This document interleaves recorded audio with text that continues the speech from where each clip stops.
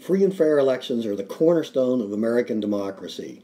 Chapter 9 takes a look at the process of campaigns and elections. Elections are held at the federal, state, and local levels.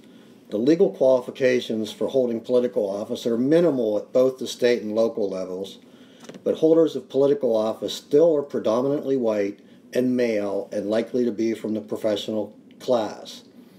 Causes for this lack of diversity and representation include barriers such as the length and extreme expense of American political campaigns. In the past decade, these campaigns have become more candidate-centered than party-centered in response to technological innovations and decreasing party identification that we mentioned in the last chapter. Candidates have begun to rely on paid professional consultants to perform the various tasks necessary to wage a political campaign. For your quiz purposes, please know that campaigns increasingly rely on paid professionals. Crucial task of professional political consultants is image building. Campaign organization devises a campaign strategy to maximize the candidate's chances of winning. Candidates use public opinion polls and focus groups to gauge their popularity and to test the mood of the country. In addition, they use tracking polls. These are polls that are taken every day as the election approaches to see if there's any change in the mood of the electorate. See, in campaigns, women are having more success, more women are running for Congress, and more women are winning. Please note the numbers in this chart. Under current conditions, finance for federal campaigns is supplied in two ways: candidate committees and independent expenditures. Candidate committees are under the complete control of the candidate. They have few limits on how they can spend their resources, but individual and organizational contributions to the committees face strict limits.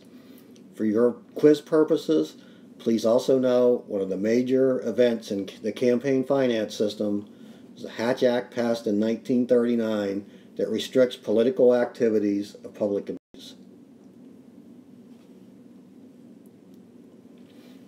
Independent organizations are not allowed to coordinate their expenditures with candidate campaigns, although this restriction is something of a fiction.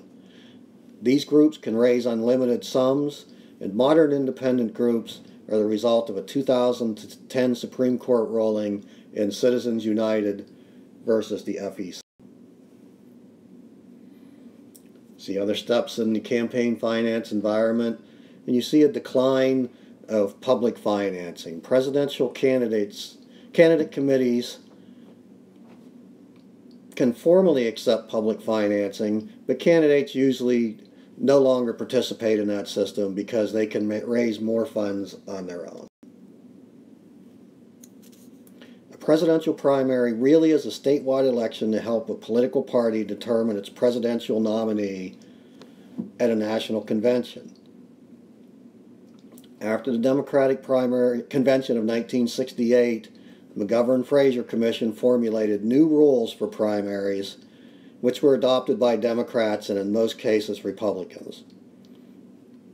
You see a couple of kinds of primaries that states use. A closed primary, voters limited to choosing candidates of the party of which he or she is a member. If you're a Democrat, you can only vote for Democrat, Republican, Republican. But an open primary, you can vote in either primary without disclosing party affiliation. Some other types of primaries, your blanket, runoff, you can get the definitions in the text for these.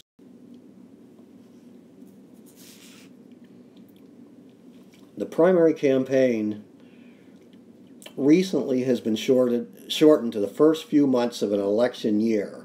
But the reality is, while the voting only takes place in the first few months, political scientists have identified a recent phenomenon referred to as the invisible primary. That's the stage we're in right now. Well before the official primary season, candidates are courting support through important speeches, fundraising events, and media appearances. You can see there's a rush to be first in the primary schedule. States want to be at the front where they can have the most influence.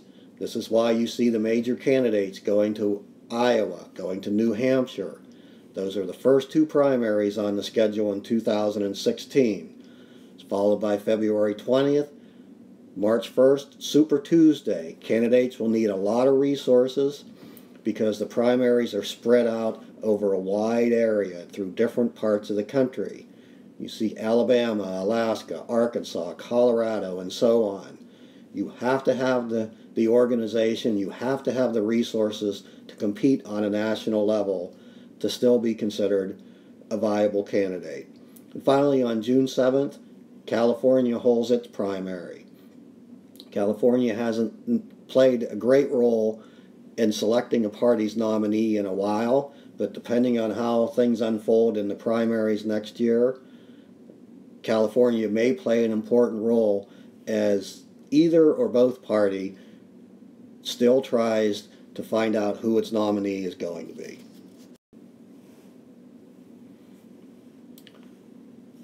Nominees are selected, the National Convention, every 4 years put on by the party. And as we've talked about earlier, once the general election finally arrives, a voter technically does not vote directly for president, but instead chooses between slates of presidential electors. In most states, the slate that wins the most popular votes throughout the state gets to cast all the electoral votes for the state. The candidate receiving a majority, or 270 of the electoral votes, wins. We've already talked about the invisible primary. Now, who turns out to vote? We have a very low voter turnout. Some of the factors in influencing who votes: age, income level, ideology, educational attainment, minority status. By looking at this slide, you'll see that wealthy, older people are overrepresented in the voting population, and we'll see a couple of slides that illustrate that. People like to vote in presidential elections. This chart shows the spikes, the higher vote totals are in presidential elections. The election in the 2-year period between presidential elections, not so. Here's what this illustrates what we talked about earlier. Who votes? People 65 years and older, 72%, 45 to 64, 2 and 3. You see a large turnout by people 45 and older. And finally, educated. Advanced degrees, 3 out of 4. Bachelor's degree. The more educated someone is, the more likely they are to vote. Please use this video along with your study guide to prepare for this week's quiz. Good luck.